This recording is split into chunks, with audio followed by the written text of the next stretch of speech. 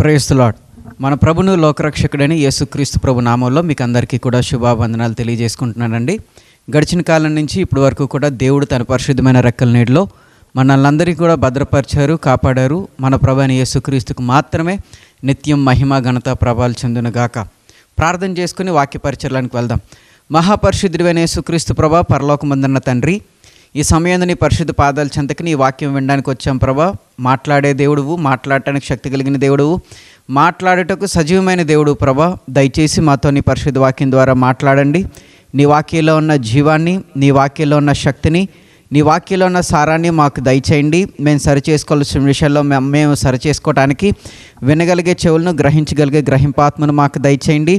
మంచి నేల వలె మా యొక్క హృదయాలు మీరు సిద్ధపరిచి నీ వాక్యమనే విత్తనం మాలో విత్తబడుతుండగా నూరంతలుగా ఫలించి అభివృద్ధి పొందుటకు సహాయం చేయండి. మమ్మల్ని బలపరచండి, పరిశుద్ధాత్మలోనికి నడిపించండి.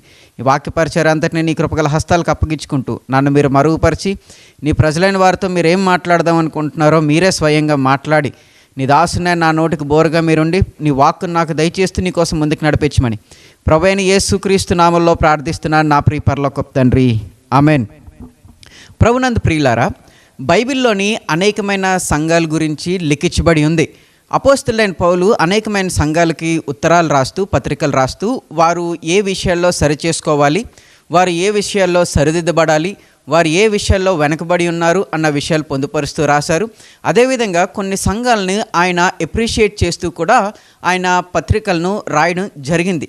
అయితే అపోస్తలుడైన పౌలు చాలా సంఘాలకి, అనేకమైన పత్రికలు రాశారు. ఈరోజు ఆ పౌలు గారు లిఖించిన ఆ పత్రికల్లో కొన్ని పత్రికల్లోనే ఉన్న ఎప్రిషియేట్ చేసిన విషయాన్ని గురించి మనం ఈరోజు తెలుసుకుందాం. అపోస్తలుడైన పౌలు గారు ఏ సంఘాలనైతే ఏ విషయాల్లో ఆయన ఎప్రిషియేట్ చేశారో, లేకపోతే అపోస్తలుడైన పౌలు ద్వారా దేవుడు ఆ సంఘాలతో ఏం మాట్లాడారో అనే విషయాల్ని ఈరోజు మనం తెలుసుకుందాం. ఎప్పుడూ కూడా ఒక విశ్వాసి సరిదిద్దబడాలని, ఎప్పుడూ కూడా ఒక విశ్వాసి సరిచేయబడాలని, తనలో ఉన్న బలహీనతలన్నింటినీ కూడా తెలుసుకొని ఒక బలమైన స్థితిలోనికి రావాలి అని దేవుడు కోరుకుంటూ ఉంటాడు. అలాగే దేవుడు ప్రతిసారి ఏ విధంగా అయితే మన బలహీనతలు చూపిస్తారో అదేవిధంగా దేవుడు మనల్ని ఎప్రిషియేట్ కూడా చేస్తారు. మనం కలిగి ఉన్న మంచి విషయాలు బట్టి, మనం చేస్తున్న పరిచయను బట్టి, లేకపోతే వివిధ రకాలమైన సందర్భాల్లో దేవుడు మనల్ని ఎప్రిషియేట్ కూడా చేస్తూ ఉంటారు. అయితే అపోస్తలుడైన పౌలు ద్వారా కొన్ని సంఘాలకు దేవుడు ఎప్రిషియేషన్ ఇచ్చాడు. ఆ విషయాన్ని ఈరోజు మనం వాక్య భాగాల్లో చూద్దాం. తెస్సలోనికీయులకు రాసిన పత్రిక, మొదటి పత్రిక 1వ అధ్యాయం 2వ వచనం. విశ్వాసంతో కూడిన మీ పనిని, ప్రేమతో కూడిన మీ ప్రయాసమును, మన ప్రభువైన యేసుక్రీస్తునందలి నిరీక్షణతో కూడిన మీ ఓర్పును మేము మన తండ్రి అయిన దేవుని ఎదుట మానక జ్ఞాపకం చేసుకునొచ్చు మా ప్రార్థనల యందు మీ విషయమై విజ్ఞాపన చేయుచున్నాము. దేవునికి స్తోత్రం కలుగునుగాక. ఇక్కడ తెస్సలోనికలో ఉన్న సంఘానికి అపోస్తలుడైన పౌలు లేఖ రాస్తున్నాడు. లేఖ రాస్తూ వారిని 3 విషయాల్లోని ఎప్రిషియేట్ చేశారు. మొట్టమొదటి విషయం ఏంటంట, విశ్వాసముతో కూడిన మీ పనిని. అంటే ప్రతి ఒక్క విశ్వాసి కూడా ఏదైనా పని చేసేటప్పుడు ఏం కలిగి ఉండాలని అపోస్తలుడైన పౌలు గుర్తు చేస్తున్నాడు? విశ్వాసం కలిగి ఉండాలని అపోస్తలుడైన పౌలు గుర్తు చేస్తున్నాడు. మనం చర్చికి వచ్చాం కదా, మనందరికీ ఉన్న సహజమైన పేరు ఏంటి అని అంటే విశ్వాసులం. క్రైస్తవులను పిలువబడే ప్రతి ఒక్కరికి కూడా ఉన్న గొప్ప పేరు ఏంటి అని అంటే విశ్వాసులు. ప్రభువునందు విశ్వాసం ఉంచిన ప్రజలు, ప్రభువునందు విశ్వాసం ఉంచిన జనాంగం అని మనకు పేరు. ఒక విశ్వాసకి ప్రధానంగా తన జీవితంలో ఉండాల్సింది ఏంటంటే విశ్వాసమే. తన మాటలో విశ్వాసం ఉండాలి, తన పనిలో విశ్వాసం ఉండాలి, తన నడుచుకునే నడకలో విశ్వాసం ఉండాలి, తన తలంచే తలంపులో కూడా ఒక విశ్వాసి ప్రభువునందు విశ్వాసం కలిగి తలంచాలి అని ప్రభువు కోరుకుంటాడు. ఇక్కడ అపోస్తలుడైన పౌలు కూడా తెస్సలోనిక రాసిన సంఘానికి రాసిన పత్రికలో అదే చెప్తున్నాడు, అదే ప్రస్తావిస్తున్నాడు. ఏంటి? విశ్వాసంతో కూడుకున్న మీ పని. మనం పనిచేసే ప్రతిసారి కూడా మనం ఏదైనా కార్యం పూనుకున్నటప్పుడు మనలో విశ్వాసం ఉండాలి అని మాట మనకి గుర్తు చేస్తుంది. ప్రభువు మెచ్చుకున్న ఒక లక్షణం ఏంటి తెస్సలోనిక సంఘంలోని అని అంటే, వారు పని చేసే టైంలోని వారిలో విశ్వాసం ఉంది. ఏ పని చేసినా కానీ వారిలో విశ్వాసం ఉందంట. ఈరోజు మన సంఘానికి కూడా దేవుడు తెలియజేస్తున్న మాట అదే. సంఘమా, మీరు ఏ పని చేసినా కానీ, ప్రభు కోసం ఏ పని పూనుకున్నా కానీ, మీ జీవితాల్లో ఏ క్రియ మీరు చేసినా కానీ ఆ క్రియలో విశ్వాసం ఉండాలి అని ప్రభు మనకి ఈరోజు గుర్తు చేస్తున్నాడు. ఎప్పుడైతే మనం విశ్వాసం కలిగి ఉంటామో దేవుడు ఆ యొక్క పనిని అక్నాలెడ్జ్ చేస్తాడు. ఎప్పుడైతే మనం విశ్వాసం కలిగి ఉంటామో దేవుడు ఆ పనిని సఫలం చేస్తాడు. దేవునికి స్తోత్రం కలుగును గాక. దేవుడు ఎందుకు సంఘాన్ని మెచ్చుకున్నాడంట? వారు చేస్తున్న పనిలో వారు విశ్వాసం కలిగి ఉన్నారని. అయితే దేవుడు ఎందుకు విశ్వాసం కలిగి ఉన్న పనిని ఆయన అక్నాలెడ్జ్ చేశాడు, లేకపోతే ఎందుకు ఆయన విశ్వాసంతో వారు చేసిన పనిని అప్రిషియేట్ చేశారు అని అంటే, మన ప్రభువైన యేసుక్రీస్తు దేనికి కర్త అంటే విశ్వాసమునకు కర్త. దేవునికి స్తోత్రం కలుగును గాక. మన ప్రభువైన యేసుక్రీస్తు విశ్వాసానికి కర్త, దానిని కొనసాగించేవాడై ఉన్నాడు. కాబట్టి ప్రభు ఏమని కోరుకుంటాడు అని అంటే, తాను దేనికి కర్త అయి ఉన్నాడో ఆ యొక్క విశ్వాసం నీలో ఉండాలి అని కోరుకుంటాడు. దేవునికి స్తోత్రం కలుగును గాక. ఒక తండ్రి ఏ విధంగా అయితే తన పోలికలు తన కొడుకుకి తన కుమార్తెకి వచ్చినప్పుడు సంతోషపడతాడో, ప్రభువు కూడా తన యందు విశ్వాసం కలిగి ఉంటే అంతగా సంతోషపడతాడు. ఎందుకంటే దాన్ని స్టార్ట్ చేసిందే ఆయన కాబట్టి. ఏదైతే ప్రభు స్టార్ట్ చేశాడో అది నీలో ఉంటే ప్రభు నిన్ను బట్టి ఆనందించేవాడై ఉన్నాడు. దేవునికి స్తోత్రం కలుగును గాక. ఆది నుండి మొదలుకున్నట్లయితే, ఆది నుండి మనం చూసుకుంటున్నట్లయితే ఇప్పటి వరకు కూడా ప్రభు ఎవరిని బట్టి సంతోషించాడు, ప్రభు ఎవరిని మెచ్చుకున్నాడు, ప్రభు ఎవరిని బట్టి ఆనందించాడు, ప్రభు ఎవరిని బట్టి ఒక మంచి సాక్ష్యం చెప్పాడు అని అంటే, ఎవరైతే తన యందు విశ్వాసం కలిగి ఉన్నారో వారిని బట్టే దేవుడు ఆనందించాడు. విశ్వాసం లేకుండా ప్రభు దగ్గర నుంచి ఏ కార్యం పొందుకోవడం కూడా అసాధ్యమే. నువ్వు నమ్మకపోతే ప్రభు దగ్గర నుంచి కార్యం పొందుకోవడం అసాధ్యమే. అంటే ప్రభు ఎప్పుడు కూడా నీకు గుచ్చి చెప్పేది, పదే పదే ప్రస్తావించి చెప్పేది ఏంటి అని అంటే, తన యందు నువ్వు విశ్వాసం కలిగి ఉండాలి. ఒక క్రైస్తవుడు ఖచ్చితంగా తన జీవితంలో విశ్వాసం అనేది కలిగి ఉండాలి. ఎందుకు అనంటే అది ప్రభు ద్వారా వచ్చింది కాబట్టి. ఎప్పుడూ కూడా ప్రభు తన ద్వారా ఏదైతే వచ్చిందో అదే నీలో ఉండాలని కోరుకుంటాడు. ప్రభు విశ్వాసానికి కర్త, సమాధానానికి కర్త, కానీ అల్లరికి ఎప్పుడూ కూడా కర్త కాదు. దేవుడు ఇక్కడ సంఘాన్ని అపోస్తలుడైన పౌలు విశ్వాసంతో కూడుకున్న పనిని అక్నాలెడ్జ్ చేశాడు అని అంటే, ఆ సంఘం చేస్తున్న ప్రతి పనిని కూడా అపోస్తలుడైన పౌలు గమనిస్తూనే ఉన్నాడు. ఎవరి ద్వారానో ఒక ద్వారానో లేకపోతే తన కంటితో చూసిన దాన్ని బట్టు అపోస్తలుడైన పౌలు ఆ సంఘం యొక్క పనులను కూడా గమనిస్తున్నాడు. అంటే ఈరోజు నువ్వు నేను కూడా గమనించాల్సిన విషయం ఏంటంటే, నువ్వు ఏం పని చేస్తున్నావో, నువ్వు ఏం మాట మాట్లాడుతున్నావో, నువ్వు ఏ తలంపు తలస్తున్నావో, నువ్వు ఏ ఊహ ఊహిస్తున్నావో ప్రభువు వాటిని చూస్తున్నాడు. నువ్వు విశ్వాసంతో తలస్తున్నావా? విశ్వాస సంబంధమైన తలంపులు నీలో ఉన్నాయా? విశ్వాస సంబంధమైన మాటలు నీలో ఉన్నాయా? విశ్వాస సంబంధమైన ఊహలు నీలో ఉన్నాయా? విశ్వాస సంబంధమైన అడుగులు నువ్వు వేస్తున్నావా లేదా అన్నది ప్రభువు నిన్ను ఖచ్చితంగా చూస్తున్నాడు. నువ్వు వేసే ప్రతి అడుగును దేవుడు పరిశీలిస్తాడు, పరీక్షిస్తాడు, పరిశోధిస్తాడు. కాబట్టి ప్రభువు నిన్ను చూసేటప్పుడు, ప్రభువు నీ అడుగులు చూసేటప్పుడు, ప్రభువు నీ మాటలు వినేటప్పుడు, ప్రభువు నీ చేతలు చూసేటప్పుడు, ప్రభువు నీ చేష్టలు చూసేటప్పుడు, ప్రభువు నీ యొక్క తలంపులు చూసేటప్పుడు ఆయన నిన్ను చూసి ఇదే మంచి మాట చెప్పగలుగుతున్నాడా? విశ్వాసంతో కూడుకున్నది నీ మాట, విశ్వాసంతో కూడుకున్నది నీ పని, విశ్వాసంతో కూడుకున్నది నీ యొక్క ఊహ, విశ్వాసంతో కూడుకున్నది నీ తలంపు అని ప్రభు నీ గురించి చెప్పగలుగుతున్నాడా? అలా ప్రభు నీ గురించి చెప్పే స్థితిలో నువ్వు ఉన్నావంటే నువ్వు ఒక ధన్యకరమైన విశ్వాసివి. ప్రభు నిన్ను బట్టి సంతోషిస్తున్నాడు. చాలామంది జీవితంలో మనం చూసుకుంటున్నట్లయితే అనేకమైన పనులు చేస్తారు.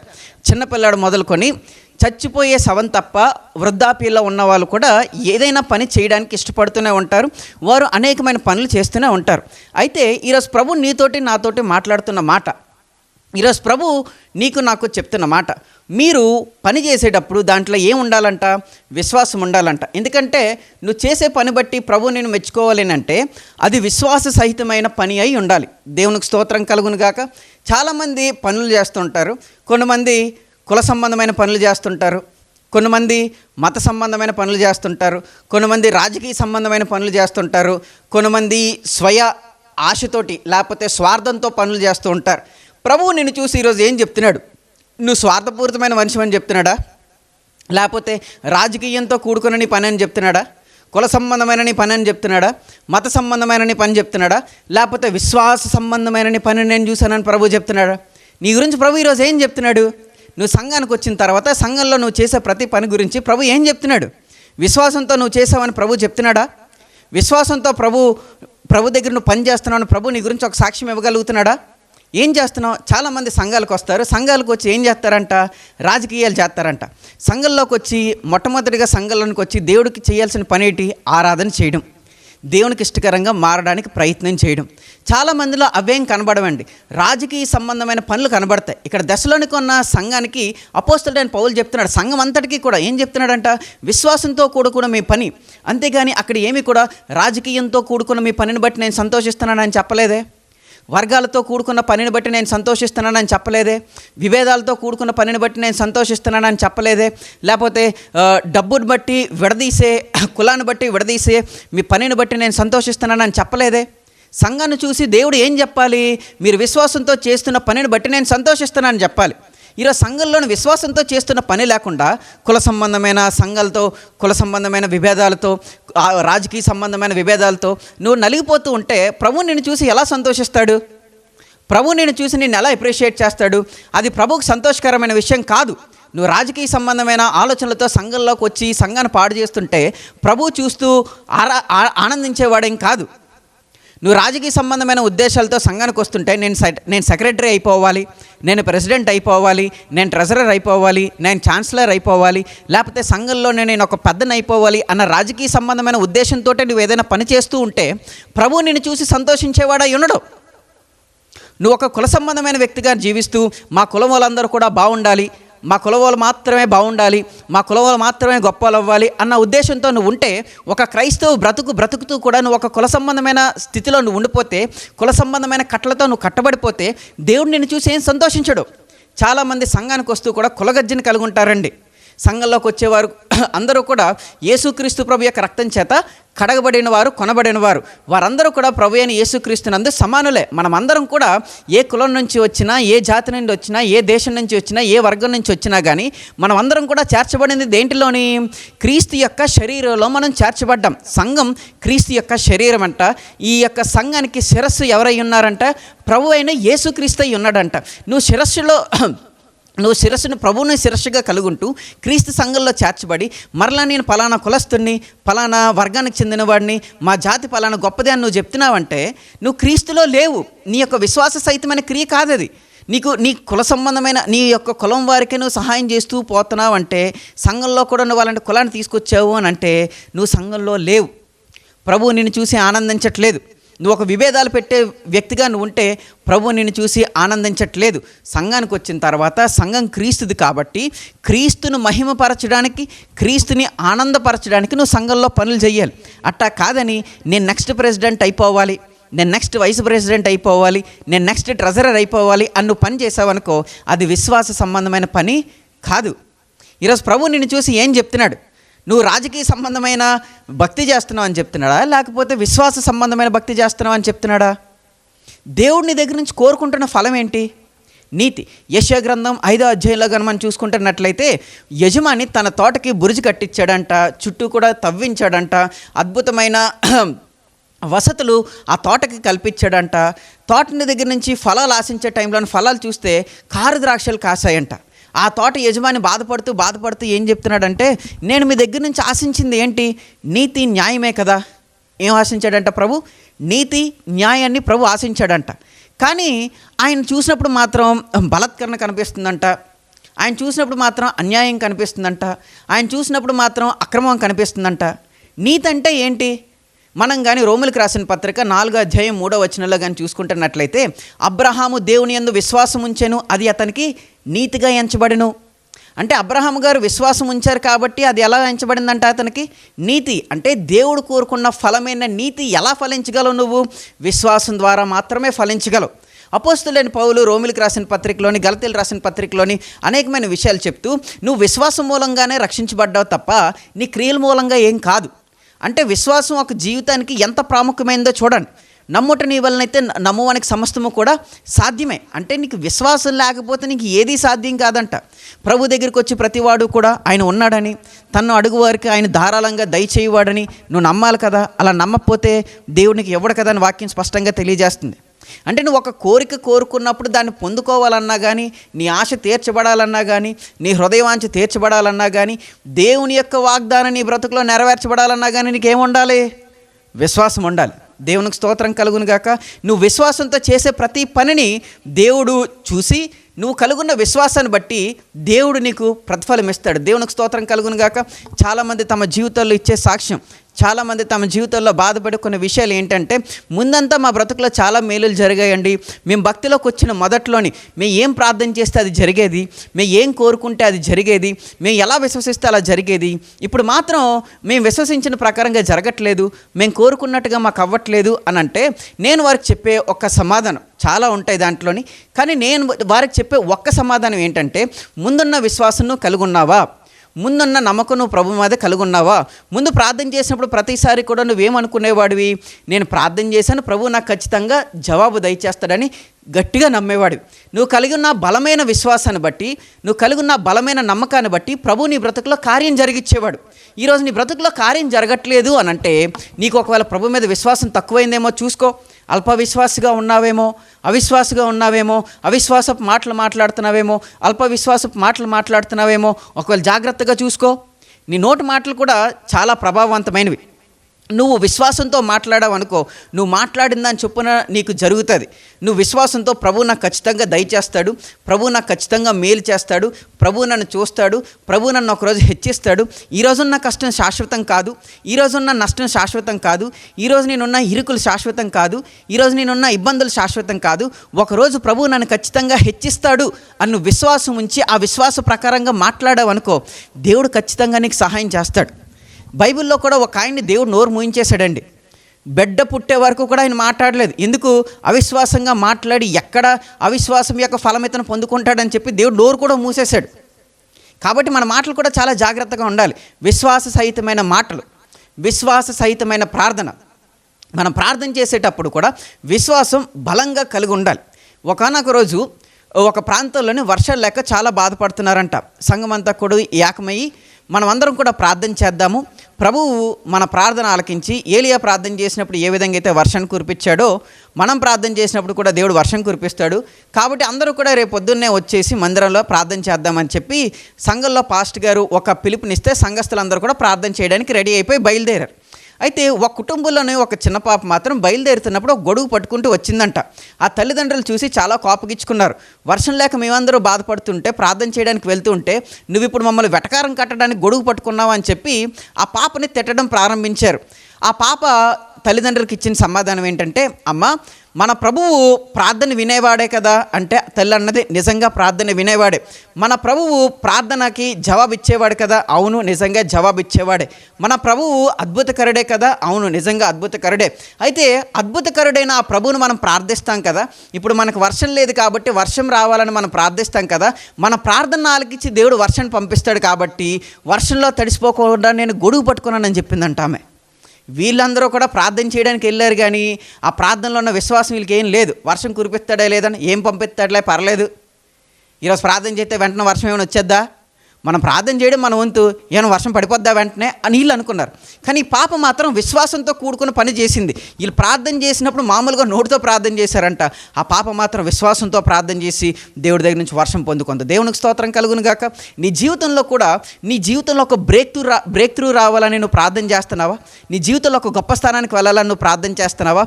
నీ జీవితంలో ఒక గమ్యానికి చేరుకోవాలని ప్రార్థన చేస్తున్నావా? నువ్వు ప్రార్థించిన ప్రకారంగానే నీకు అవుతుందని నువ్వు విశ్వసించు. నువ్వు విశ్వసించిన ప్రకారమే నీకు ప్రభు గొప్ప కార్యాలు జరిగిస్తాడు. దేవునికి స్తోత్రం కలుగును గాక. మన దేవుడు అద్భుతకరుడే, మన దేవుడు ఆశ్చర్యకరుడే, మన దేవుడు ఉన్నతమైన కార్యాలు చేసేవాడే. నువ్వు విశ్వాసం ఉంచడం నీ చేతనైతే దేవుడు నీ బ్రతుకులో అద్భుతమైన కార్యాలు చేస్తాడు. దేవునికి స్తోత్రం కలుగును గాక. ఆ విశ్వాసంతో నేను మాట్లాడాలి. నీ బలమును చూసుకొని మాట్లాడాల్సిన అవసరం లేదు, నీ హోదాను చూసుకొని మాట్లాడాల్సిన అవసరం లేదు, నీ పరపతిని చూసుకొని మాట్లాడాల్సిన అవసరం లేదు, నీ ఇంటెలిజెన్స్ని చూసుకొని మాట్లాడాల్సిన అవసరం లేదు, నీ బ్యాక్గ్రౌండ్ చూసి మాట్లాడాల్సిన అవసరం అంతకంటే లేదు. నువ్వు విశ్వాసంతో మాట్లాడు, ప్రభు నీ బ్రతుకులో కార్యం చేస్తాడు. దేవునికి స్తోత్రం కలుగును గాక. నేను బలహీన వర్గాలకు చెందిన వాడినండి, మేము కింద వాళ్ళమండి, మేము ఎన్నిక లేని వాళ్ళమండి, మాకు కూడా ప్రభు మేలు చేస్తాడంటే ఖచ్చితంగా మేలు చేస్తాడు. ఆయన మానక మేలు చేస్తూ తృప్తిపరిచేవాడు. దేవునికి స్తోత్రం కలుగును గాక. నీ మాటలో ఎప్పుడు కూడా నేను పొందుకుంటాను, నేను విజయం పొందుకుంటాను, నేను సఫలత పొందుకుంటాను అన్న మాటే నీ నోటి వెంబడి రావాలి. విశ్వాసంతో కూడుకున్న ఆ మాటను బట్టి దేవుడు నిన్ను మెచ్చుకుంటాడు. దేవునికి స్తోత్రం కలుగును గాక. నువ్వు ఏ పని చేసినా కానీ విశ్వాసంతో చేస్తూనే ముందుకు పోవాలి. దేవునికి స్తోత్రం కలుగును గాక. దేవునికి స్తోత్రం కలుగును గాక. నోవాహు ఓడ కట్టాడంట. నోవాహు ఓడ కడుతున్నప్పుడు 120 సంవత్సరాలు ఆయన వెయిట్ చేశాడంట. 120 సంవత్సరాలు కూడా ప్రజలందరూ చూసి నోవాహు పిచ్చోడ్లాగా అనుకున్నారు. ఎరా ఓడ కడుతున్నావా, వర్షం రాలేదా, ఇంకా రావట్లేదా అని ఎటకారం కట్టేవాళ్ళు చాలామంది ఉన్నారు. ఎన్ని మంది వెటకారాలు కట్టినా, ఎన్ని మంది వెక్కిలి నవ్వులు నవ్వినా కానీ నోవాహు ఎక్కడ కూడా విశ్వాసం కోల్పోలేదు. ప్రభా నిజంగా నువ్వు వర్షం పంపిస్తావా, వీళ్ళందరూ నన్ను పిచ్చోడు అనుకుంటున్నారు, వీళ్ళందరూ నన్ను ఎర్రోడు అనుకుంటున్నారు అని నోవాహు ఎప్పుడు కూడా దేవుని దూషణ చేసినట్టు ఎక్కడ కూడా కనబడట్లేదు. నోవాహు నమ్మకంగా దేవుడు ఏం చెప్పాడో చేసుకుంటూ పోయాడు. ఎవరేమనుకున్నా నాకు అనవసరం, ప్రభు చెప్పాడంటే దాన్ని ఖచ్చితంగా చేస్తాడు. నీ జీవితంలో కూడా ఈరోజు నీకు ప్రభు ఇచ్చిన వాగ్దానం బట్టి, ప్రభు నీకు చేసిన ఆ ప్రామిస్ని బట్టి, ప్రభు వాక్యం ద్వారా నీకు అనేకమైన మాటలు ఇచ్చినప్పుడు నీ కంటికి కనిపించేదాన్ని నువ్వు నమ్మకు, నీ చెవులకు వినిపించేదాన్ని నువ్వు నమ్మకు, వాగ్దానాన్ని మాత్రమే నమ్ము. నీ కంటికి కనిపించేది ప్రతిసారి కూడా నీలో ఉన్న విశ్వాసాన్ని సన్నగిల్లపరిచేలాగా నీకు కనబడుతుంటుంది. పరీక్ష సమయంలో నీ ఎప్పుడూ కూడా నీ విశ్వాసం బలహీనమయ్యేలాగానే నీకు అన్ని విషయాలు కనబడుతుంటాయి, నీకు అన్ని విషయాలు కూడా వినబడుతుంటాయి. ప్రభు ఒక విషయంలోనే నీకు అద్భుత కార్యం చేసేటప్పుడు ఎప్పుడు కూడా నీ ముందు ప్రతికూలమైన విషయాలే కనబడుతుంటాయి. ఉదాహరణకి ఎర్ర సముద్రం దాటడానికి ఇశ్రాయేల్ ప్రజలందరూ కూడా రెడీగా ఉన్నారు. ఎర్ర సముద్రం దగ్గరికి వచ్చేసారు. ముందు చూస్తే సముద్రం, వాగ్దాన దేశంలోనికి వెళ్ళడానికంటే ఇప్పుడు వేరే దారేం లేదు, ఎర్ర సముద్రాన్ని దాటాల్సిందే. వెనక్కి వింటేనేమో ఫరో యొక్క సైన్యం యొక్క శబ్దం వినబడుతుంది. ముందు చూస్తేనేమో అడ్డంకు, వెనక వింటేనేమో ప్రమాదం. అంటే ముందు చూసేది విశ్వాసాన్ని సన్నగిలపరిచేదే, వెనక వినబడేది విశ్వాసాన్ని సన్నగిలపరిచేదే. ఈ ప్రతికూలత అంతట్లోని కూడా దేవుడు గొప్ప అద్భుత కార్యం చేశాడు. ఎర్ర సముద్రం 2 పాయలు చేశాడు. దేవునికి స్తోత్రం కలుగును గాక. సముద్రాన్నే 2 పాయలు చేసిన దేవుడు నీ బ్రతుకులు ఈరోజు కష్టం తొలగించి నీకు మేలు చేయలేడా? శూన్యంలో సమస్తాన్ని కలుగు చేసిన దేవుడు నువ్వు ఈరోజు ఆయన యందు విశ్వాసం ఉంచితే నడి సముద్రంలో 6 నేలనిచ్చిన దేవుడు నీ బ్రతుకులో కూడా అద్భుతం చేసి అద్భుతమైన మార్గాలు తెరిచి నీ జీవితంలో ఒక విజయాన్ని నీకు దయచేస్తాడు. దేవునికి స్తోత్రం కలుగును గాక. వెనక వినబడుతున్న శత్రువు యొక్క శబ్దమైన, ముందుకు కనబడుతున్న సముద్రమైన వీరిని ఆపలేకపోయింది. దేవునికి స్తోత్రం కలుగును గాక. దేవుని యందు విశ్వాసం ఉంచిన నా కుమారుడా, దేవుని యందు విశ్వాసం ఉంచిన నా కుమార్తె, ఈరోజు ప్రభునందు విశ్వాసం ఉంచిన నిన్ను ఏది కూడా ఆపలేదు. దేవునికి స్తోత్రం కలుగునుగాక. నీ ముందర నడుచువాడు నీ దేవుడైనా యెహోవాయే. దేవునికి స్తోత్రం కలుగునుగాక. సర్వశక్తి కలిగిన దేవుడు నీ ముందు నడుస్తుంటుండగా నిన్ను ఆపే శక్తి ఏది కూడా లేదు. దేవునికి స్తోత్రం కలుగునుగాక. విశ్వాసం ఉంచు ప్రభు యందు. ఏ సమస్యలనైతే ఉన్నావో, ఏ బాధలనైతే ఉన్నావో, ఏ హృదయవాంఛ అయితే కలిగి ఉన్నావో వాటన్నిటి విషయంలో కూడా ప్రభునందు విశ్వాసం ఉంచు. ప్రభు నీ బ్రతుకులో అద్భుతమైన కార్యం జరిగించి నేను ముందుకు నడిపిస్తాడు. దేవునికి స్తోత్రం కలుగునుగాక. నిరాశ పడకు, నిస్పృహలోనికి రాకు, ధైర్యం విడిచిపెట్టకు. ప్రభు ఖచ్చితంగా నిన్ను విజయంలోనికే నడిపిస్తాడు. ప్రభు ఖచ్చితంగా నీ కుటుంబ సమస్యలు తొలగిస్తాడు. ప్రభు ఖచ్చితంగా నీ ఆర్థికపరమైన స్థితులన్నీ కూడా సరి చేస్తాడు. విశ్వాసంతో మాట్లాడు, ప్రభువు నా బ్రతుకులో కార్యం చేశాడని. దేవునికి స్తోత్రం కలుగునుగాక.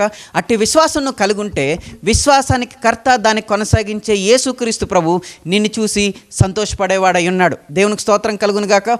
దేవుని మెప్పించే విషయాల్లోని ఈ విశ్వాసం ప్రధానంగా ఉంటుంది. నువ్వు ఆయన నమ్మితే ఆయన మహిమను నువ్వు కల్లారా చూస్తావు. దేవునికి స్తోత్రం కలుగును గాక. నా జీవితంలో కూడా నేను చాలా విషయాలు ప్రభునందు విశ్వాసం ఉంచినప్పుడు అసాధ్యమైన వాటిని నేను పొందుకున్నాను. మా స్థితిగతులు చాలా తక్కువగా ఉన్నటప్పుడు, మేము పేదరికంలో ఉన్నటప్పుడు, మాకు బలం లేనప్పుడు నేను ప్రభు దగ్గర బలమైన వాటిని కోరుకొని ఆ బలమైన వాటిని పొందుకున్నానని నేను విశ్వసించాను. ప్రభు నాకు వాటిని దయచేశాడు. దేవునికి స్తోత్రం కలుగును గాక. ప్రభు నీకు ఏదైనా గొప్ప విషయం నీ బ్రతుకులో దయచేయాలి అని అంటే నువ్వు ప్రార్థించిన దాన్ని పొందుకున్నావని నమ్మాలి. దేవునికి స్తోత్రం కలుగును గాక. నువ్వు పొందుకున్నావని నమ్మి దాని ప్రకారంగా నువ్వు అడుగులు వేస్తున్నటప్పుడు నీ బ్రతుకులో దేవుడు గొప్ప అద్భుత కార్యం చేస్తాడు. దేవునికి స్తోత్రం కలుగును గాక. కాబట్టి అపోస్తలుడైన పౌలు తెస్సలోనిక రాసిన సంఘానికి ఇచ్చిన మొట్టమొదటి అప్రిషియేషన్, లేకపోతే దేవుడు అపోస్తలుడైన పౌలు ద్వారా సంఘానికి ఇచ్చిన అప్రిషియేషన్ ఏంటంటే విశ్వాసం ద్వారా మీరు చేసిన పని, విశ్వాసంతో కూడుకున్న మీ పని. ఈరోజు రాజకీయాలతో కూడుకున్న పనులు మనం చేయడానికి వీల్లేదు, కులంతో కూడుకున్న పనులు మనం చేయడానికి వీల్లేదు, స్వార్థంతో కూడుకున్న పనులు మనం చేయడానికి వీల్లేదు. మనం దేంతో కూడుకున్న పనులు చేయాలంట? విశ్వాసంతో కూడుకున్న పనులు మాత్రమే మనం చేయాలి. సంఘంలో నువ్వు మాట్లాడుతున్నప్పుడు, సంఘంలో నువ్వు పనిచేస్తున్నప్పుడు, నీ తోటి వ్యక్తికి సహాయం చేస్తున్నప్పుడు, తోటి విశ్వాసులకు సహాయం చేస్తున్నప్పుడు నువ్వు కేవలం విశ్వాసంతో మాత్రమే చేయాలి. ఏ రాజకీయ లబ్ధి కోసమో, ఏ కుల సంబంధమైన లబ్ధి కోసమో, ఏ మత సంబంధమైన లబ్ధి కోసమో, ఏ వర్గ సంబంధమైన లబ్ధి కోసమో నువ్వు చేయడానికి వీల్లేదు. ప్రభువు నువ్వు చేసే ప్రతి పనిని చూస్తాడు, నీ మనస్సును చూస్తాడు. నీలో విశ్వాసం తప్ప ఇంక ఏదైనా ఉందా, అది దేవుడి నుంచి వచ్చింది కానే కాదు. కాబట్టి ఆయన నిన్ను బట్టి సంతోషించడు. ప్రభువు దేనికి కారకుడై ఉన్నాడో అది నీలో లేకపోతే, ప్రభు దేనికి కారకుడు కాదో అది నీలో ఉంటుంది. నేత్రాశ, శరీరేచ్ఛ, జీవడంబం, అవిశ్వాసం, ఈ లోకేచ్ఛ, భోగేచ్ఛ, అధికార కాంక్ష నీలో ఉంటాయి. కాబట్టి ప్రభు దేనికి కారకుడో, ప్రభు దేనికి కర్తో ఆ విశ్వాసం నీలో ఉన్నటప్పుడు ప్రభు నిన్ను బట్టి సంతోషించేవాడై ఉన్నాడు. దేవునికి స్తోత్రం కలుగును గాక. రెండో విషయంగానే మనం చూసుకుంటున్నట్లయితే, ప్రేమతో కూడిన మీ ప్రయాసమును, దేవునికి స్తోత్రం కలుగును గాక. అపోస్తలుడైన పౌలు సంఘానికి చెప్తూ, ప్రేమతో కూడుకున్న మీ ప్రయాసని ప్రభు చూస్తున్నాడు, ప్రభు దాన్ని అక్నాలెడ్జ్ చేస్తున్నాడు, ప్రభు దాన్ని ఏమీ మర్చిపోలేదు అని అపోస్తలుడైన పౌలు సంఘానికి తెలియజేస్తూ ఉన్నాడు. అంటే సంఘానికి వచ్చే ప్రతి ఒక్కరు కూడా పరిచారికులుగా ఉండాలి అని బైబిల్ మనకి స్పష్టంగా తెలియజేస్తుంది. మేము సంఘానికి వెళ్ళాము, అటెండెన్స్ వేసుకొని వచ్చాము అన్న విధంగా ఏ ఒక్కరూ ఉండకూడదు. కానీ సంఘానికి వెళ్ళిన ప్రతి ఒక్కరూ కూడా క్రీస్తు యేసు పనిలోని, క్రీస్తు యేసు యొక్క రాజ్య పనిలోని పాలుభాగస్తులై ఉండాలి అని బైబిల్ స్పష్టంగా తెలియజేస్తుంది. కాబట్టి మీరు ఏ సంఘానికి వెళ్ళినా కానీ అక్కడ ఏ పరిచర్య ఉంటే ఆ పరిచర్యలోని మీరు పాలు పంపులు పొందుకోవడం చాలా మంచిది. ప్రభువు ప్రేమతో కూడిన మీ ప్రయాసని ఖచ్చితంగా చూసేవాడై ఉన్నాడు. మీరు సంఘంలోకి వెళ్ళి పరిచర్య చేయాలన్నా, మీరు సంఘంలోకి వెళ్ళి ప్రయాసపడాలన్నా కానీ మొట్టమొదటిగా మీకు ఉండాల్సింది ఏంటి? ప్రభువునందు ప్రేమ. నీకు ప్రభువునందు ప్రేమే లేదనుకో, నువ్వు ఆయన్ని ఇంప్రెస్ చేయడానికి నువ్వేం ప్రయత్నం చెయ్యవు, ఆయన్ని సంతోషపరచాలని నువ్వేం ప్రయత్నం చెయ్యవు. నువ్వు ప్రభువును ప్రేమిస్తే ఆయన పని చేసి ఆయన్ని ఇంప్రెస్ చేయాలని ట్రై చేస్తావు. ఇప్పుడు చూడండి, ఒక అబ్బాయి ప్రేమలో ఉండాలనుకున్నారనుకోండి, ఒక అమ్మాయిని ప్రేమిస్తున్నాడు అనుకోండి, ఆ అమ్మాయిని ఇంప్రెస్ చేయడానికి ఇది ఏ పనైనా చేయడానికి రెడీ అయిపోతాడు. ఆ అమ్మాయిని ఇంప్రెస్ చేయడానికి వీడు సన్నగా తయారైపోతాడు, ఆ అమ్మాయిని ఇంప్రెస్ చేయడానికి వీడు కామ్గా అయిపోతాడు, ఆ అమ్మాయిని ఇంప్రెస్ చేయడానికి వీడు బాగా చదువుతాడు, ఆ అమ్మాయిని ఇంప్రెస్ చేయడానికి మంచి కండలు తెచ్చుకుంటాడు, ఆ అమ్మాయిని ఇంప్రెస్ చేయడానికి ఉద్యోగం తెచ్చుకోవడానికి ప్రయత్నం చేస్తాడు. ఏదైనా కానీ ఏం కావాలి వీడికి? ఆ అమ్మాయి కావాలి. ఆ అమ్మాయి కావాలి కాబట్టి ఆ అమ్మాయిని పొందుకోవడానికి ఏ పని చేయడానికైనా మనోడు రెడీ అయిపోతాడు.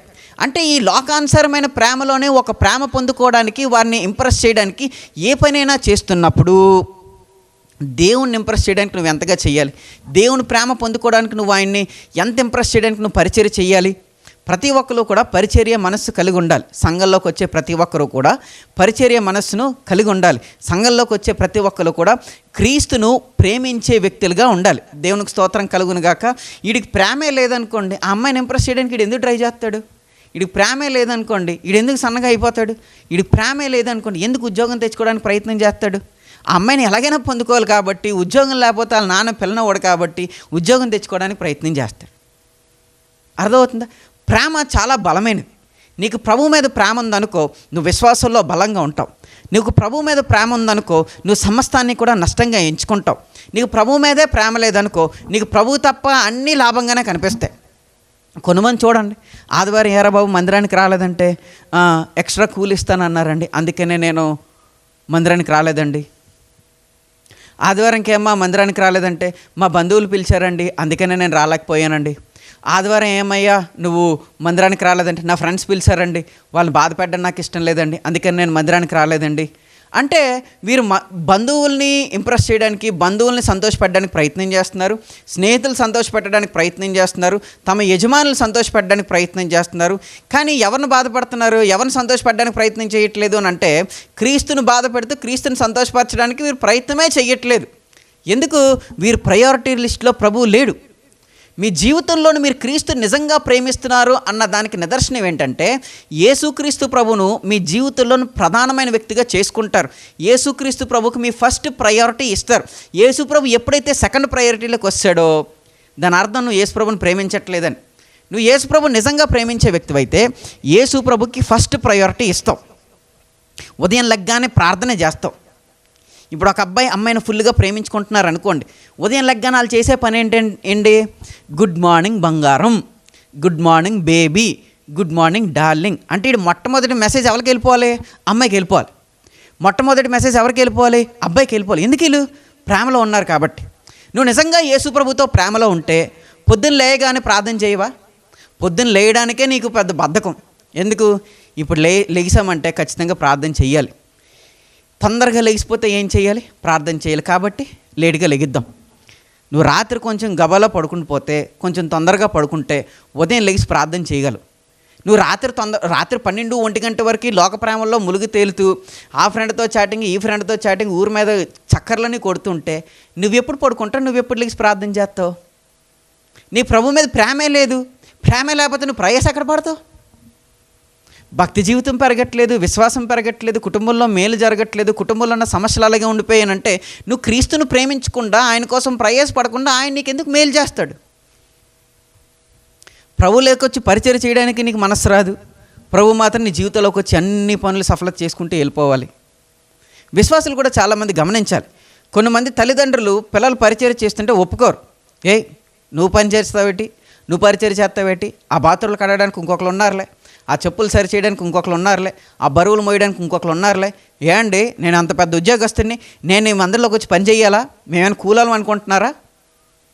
మేమేమైనా కిందలో అనుకుంటున్నారా? మేము గవర్నమెంట్ ఎంప్లాయీస్ అండి, మేము అధికారులం అండి, మేము గ్రీన్ పెన్తో సంతకం పెడతామండి అని చాలామంది అంటూ ఉంటారు. హెబ్రోన్ సంఘాల్లోని, ఇలాంటి సంఘాల్లోని అక్కడ చాలా డబ్బున్న వాళ్ళే వస్తారు, చాలా హోదాలు ఉన్న వాళ్ళే వస్తారు. వారు చాలా సాక్షుల్లో నేను విన్నాను. వారు డిఎస్పీ హోదాల్లో ఉన్నా, ఎస్పీ హోదాల్లో ఉన్నా కానీ చెప్పుల స్టాండ్ దగ్గర నిల్చొని వారు చెప్పులు కాసిన సాక్ష్యాలు కూడా నేను విన్నాను. ఈరోజు చాలామంది ప్రైవేట్ ఉద్యోగాలు చేస్తూనే, చిన్న చిన్న ఉద్యోగాలు చేస్తూనే పరిచయం చేయడానికి మాత్రం మనసు రాదు. మేము చాలా గొప్ప వాళ్ళండి, బయట వెళ్ళి సాకరీ చేసి స్కూళ్ళల్లో ఉన్నా కానీ మందిరంకి వచ్చి విఐపీలు అయిపోతారు. వాళ్ళు మందిరంలో పని చేయడానికి మాత్రం చేతులు రావు. మీరు క్రీస్తును ప్రేమిస్తే క్రీస్తు కోసం పని చేస్తారు. క్రీస్తును ప్రేమిస్తే క్రీస్తు సంఘాన్ని ప్రేమిస్తారు. సంఘంలోకి వచ్చిన ప్రతి ఒక్కరు కూడా బాధ్యత కలిగి ఉండాలి. పరిచర్య బాధ్యత ప్రతి ఒక్కరు కూడా కలిగి ఉండాలి. నువ్వు క్రీస్తును ప్రేమిస్తే మాత్రమే క్రీస్తు కోసం ప్రయాసపడే వ్యక్తిగా ఉంటావు. అపోస్తులైనా, మిషనరీలైనా వీరందరూ కూడా ఎందుకు అంత ప్రయాసపడ్డారు క్రీస్తు కోసం అంటే వారు క్రీస్తుని ప్రేమించారు కాబట్టి. యేసుక్రీస్తు ప్రభు పేతురుని అడుగుతున్నాడు, పేతురు నువ్వు నన్ను ప్రేమిస్తున్నావా? వీటికంటే నన్ను ఎక్కువ ప్రేమిస్తున్నావా? వీటికంటే నన్ను ఎక్కువ ప్రేమిస్తున్నావా? వీటికంటే నన్ను ఎక్కువ ప్రేమిస్తున్నావు అంటే పేతురు అంటే, ప్రభువా నీకే తెలుసు ప్రభువా. అప్పుడు సంఘాన్ని అప్పగిచ్చాడు. దేవునికి స్తోత్రం కలుగును గాక. నువ్వు ప్రభువును ప్రేమించకపోతే ప్రభు దగ్గర నుంచి ఒక బాధ్యతను పొందుకోలేవు. ఈరోజు చాలామంది అంటారు, మాకు మందిరంలో పనిచేయడానికి ఏ పని దొరకట్లేదండి అంటే ప్రభు నీలో తన మీద ప్రేమను చూడలేదన్నమాట. నీకు మందిరంలోకి వచ్చి పనిచేసే భాగ్యం దొరకలేదు అని అంటే, మందిరంలోకి వచ్చి పరిచయం చేసే భాగ్యం దొరకలేదంటే, ఒక పని దేవుడు నీకు అప్పగించలేదంటే తన పైన ప్రేమ దేవుడు నీలో చూడలేదన్నమాట. సిగ్గుపడాలి ఆ విషయంలోని. అయ్యో దేవుడు నాకు ఏ పరిచయ భాగ్యం అప్పగించలేదు అని అంటే, ప్రభు నాపై ఏ ప్రయాసపడే భాగ్యం పెట్టలేదు అని అంటే, నేను క్రీస్తుని ప్రేమించట్లేదా, క్రీస్తుని ప్రేమించే విషయంలో నేను వెనకున్నానా అని ఒక విశ్వాసి బాధపడాలి. ఆ విషయంలో మనం పరీక్షించుకొని మనల్ని మనం సరి చేసుకోవాలి. దేవునికి స్తోత్రం కలుగును గాక. మేము వస్తాం, కూర్చొని వెళ్ళిపోతాం, అది కాదు ప్రభు కోరుకుంటుంది. ప్రభు కోసం ప్రయాసపడే వ్యక్తులుగా మనం ఉండాలి. దేవునికి స్తోత్రం కలుగును గాక. క్రీస్తును ప్రేమిస్తూ క్రీస్తు కోసం పరిచర్య చేసే వ్యక్తులుగా ప్రతి ఒక్కరు ఉండాలి. పరిచర్య అంటే మైక్ పట్టుకొని బోధించడం మాత్రమే కాదు. చాలామంది స్త్రీలు కూడా ఈ రోజుల్లోని మైక్ పట్టుకొని బోధించడానికి చాలామంది ఇష్టపడుతూ ఉంటారు. ఎందుకు అని అంటే, యేసు ప్రభువు చెప్పాడు కదా, సర్వలోకానికి వెళ్ళి సర్వ సృష్టికి ఏం చెప్పమన్నాడు? సువార్తను ప్రకటించమన్నాడు. యేసు ప్రభు పురుషులు మాత్రమే చెప్పమనలేదు కదా, కాబట్టి మేము చెప్తాము అని చెప్పి చాలామంది స్త్రీలు కంకణం కట్టుకొని బయలుదేరారు. దానికి ఉదాహరణగా ఏం చెప్తారంటే, ఒక వ్యక్తి సముద్రంలో పడిపోయాడు అనుకోండి, స్త్రీ ఓడ నడుపుకుంటూ వచ్చి ఆ వ్యక్తిని రక్షించలేదా అంటే నిజమే, రక్షించవచ్చు. అపోస్తులకి శిష్యులకు కూడా యేసుప్రభు లేచాడనే సువార్త ఎవరి ద్వారా తెలిసిందండి? స్త్రీల ద్వారానే తెలిసింది. కాబట్టి స్త్రీలు కూడా వాక్యం బోధించవచ్చు అని వారు చాలా స్పష్టంగా తెలియజేస్తూ ఉంటారు. అయితే బైబిల్ కూడా స్పష్టంగా తెలియజేసింది, స్త్రీలను మీరు బలహీనులు కాబట్టి మీరు బోధించొద్దు, మీరు సంఘంలో నాయకత్వాన్ని మీరు తీసుకోవద్దని ప్రభు ఖచ్చితంగా తన వాక్యంలో చెప్పాడు. అది కొత్త నిబంధన, పాత నిబంధన ఏం కాదు. కొంతమంది వాక్యం తెలియని వాళ్ళు ఇంకేం చెప్తారంటే, అది కొత్త నిబంధనలోనే ఉందా, అది పాత నిబంధనతో అయిపోయింది, ఇప్పుడు కొత్త నిబంధన కాబట్టి మేము బోధించవచ్చు అని చెప్తారు. No, it's 100% wrong.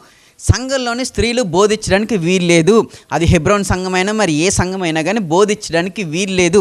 ఎస్, నీకు టాలెంట్ ఉండొచ్చు బోధించడానికి, నీకు చెప్పే తలాంత దేవుడు ఇచ్చి ఉండొచ్చు, కానీ నువ్వు చెప్పడానికి మాత్రం వీల్లేదు. శక్తి ఉంది కాబట్టి, బలం ఉంది కాబట్టి, తెలుసు కాబట్టి చెయ్యాలని రూల్ ఏం లేదు. నువ్వు ప్రార్థించే పరిచర్య కూడా తీసుకోవచ్చు, సువార్తను చెప్పే పరిచర్య కూడా తీసుకోవచ్చు, లేకపోతే సండే స్కూల్ పరిచర్య కూడా తీసుకోవచ్చు, డిబేట్ చేసే పరిచర్య తీసుకోవచ్చు. చాలా రకాలైన పరిచర్యలు ఉన్నాయండి. కేవలం మైక్ పట్టుకొని చేసే పరిచర్య ఒకటైనా ఎందుకు అనుకుంటారు? అది కూడా వాక్య విరోధమైనది. నేను ప్రకటిస్తాను ప్రభా నీకోసం. ప్రకటించి ఎవడొద్దన్నాడు? నీ వ్యక్తిగత సాక్ష్యాన్ని ప్రజల్లోకి తీసుకెళ్ళి నువ్వు ప్రకటించు. నువ్వు బోధించేదానికంటే, నువ్వు ప్రసంగించేదానికంటే నీ బతుకును బాగు చేసుకుని 10 మందికి ఒక సాక్ష్యాన్ని వెదజల్లితే అదే పెద్ద బోధ, అదే పెద్ద ప్రకటన. నువ్వు ప్రత్యేకంగా మైకి పట్టుకుని ఏం ప్రసంగించక్కర్లేదు. చాలామంది స్త్రీలు సంఘంలో బోధిస్తే ఖచ్చితంగా వాక్యానికి విరోధం. అది ప్రభు ఆమోదించింది కాదు. మేము ప్రయాసపడుతున్నామండి వాక్యం కోసం. నిన్ను ఎవడపడమన్నాడు? నీకేమైనా ప్రభు చెప్పాడా చెప్పమని? మీరు బలహీనులు కాబట్టి మీరు సంఘంలో ప్రసంగించడానికి వీలు లేదు. దేవునికి స్తోత్రం కలుగును గాక. ఒక ఆమెకి వాళ్ళ పక్కే ఉంటే ఆమెతోటి చాలా కొంచెం కోపం, విరోధం ఎక్కువ. ఆమె ఒక బోధకురాలు, ఒక పాస్టర్ గారి భార్య. ఆమె ఎప్పుడు కూడా సంఘంలోని బోధిస్తూ ఉంటుంది. ఆమె సంఘంలో బోధిస్తూ ఉంటే అప్పుడు దాకా కూడా బోధ చాలా బాగుంటుంది. ప్రభు నిన్ను దీవిస్తాడు, ప్రభు నిన్ను ఆశీర్వదిస్తాడు, అది ఇది అని చెప్తూ చాలా బాగా బోధిస్తూ ఉంటుంది. ఆమెకి ఎవరైతే పడరో ఆవిడొచ్చి ఇలా సంఘంలో అడుగు పెడుతుండగానే బోధ మారిపోద్ది. దేవుడు శాపం నీ మీద రగులుకుంటుంది, దేవుడు నిన్ను విసర్జించాడు, ప్రతి శాపం నీ తల మీదకి వచ్చి నాట్యం ఆడేస్తుంది అని చెప్పి ఇంక బోధ మారిపోతుంది. ఎందుకు? బలహీనమైన మనస్తత్వం, ఒకరిని క్షమించలేని బలహీనమైన మనస్తత్వం.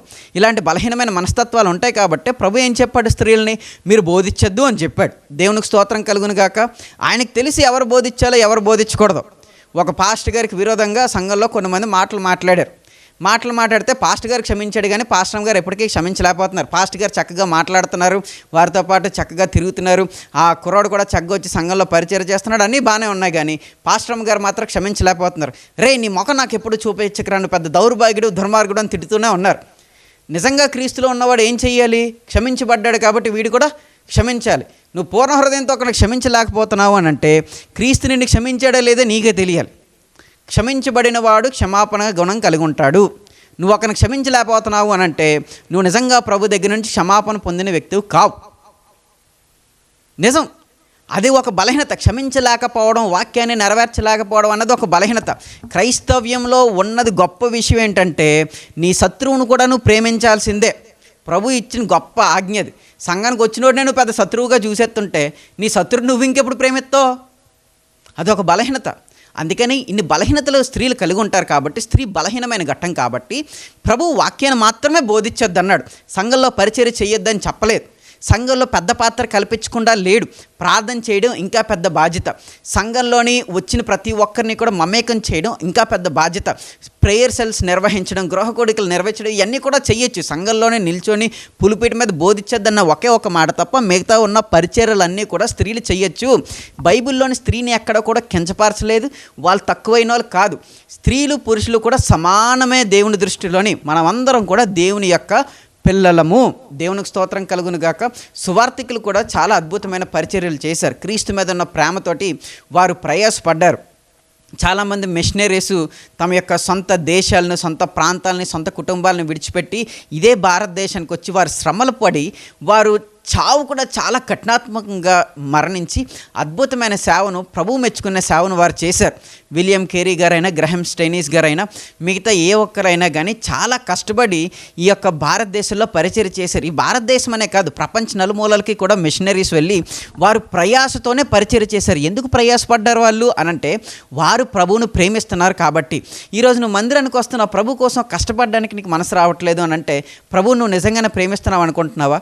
ఈరోజు నువ్వు మందిరానికి వస్తున్నావు, ఆరాధన చేస్తున్నావు, వాక్యం చదువుతున్నావు, అన్నీ బాగానే ఉన్నాయి, కానీ ప్రభు కోసం నువ్వు చిన్న ప్రయాస కూడా పడట్లేదంటే ఏమో నీకు ప్రభు మీద ప్రేమ లేదేమో, ప్రభు కోసం ప్రాణం పెట్టేంత ప్రేమ నీకు లేదేమో, ప్రభువే నాకు సమస్తం అనుకునే స్థితిలో నువ్వు లేవేమో. నా ప్రాణమే నాకు గొప్ప, నా కులమే నాకు గొప్ప, నా మతమే నాకు గొప్ప, నా బంధువులే నాకు గొప్ప అనుకునే స్థితిలో నువ్వు ఉన్నావేమో. నీ కుటుంబం నీకు ఎక్కువ అనుకున్నావు కాబట్టే ప్రభువును వదిలేసి కుటుంబం వెనకాల వెళ్ళిపోయావు. నీ కులమే నీకు ఎక్కువ అనుకున్నావు కాబట్టి ప్రభువును వదిలేసి కులంలోకి వెళ్ళిపోయావు.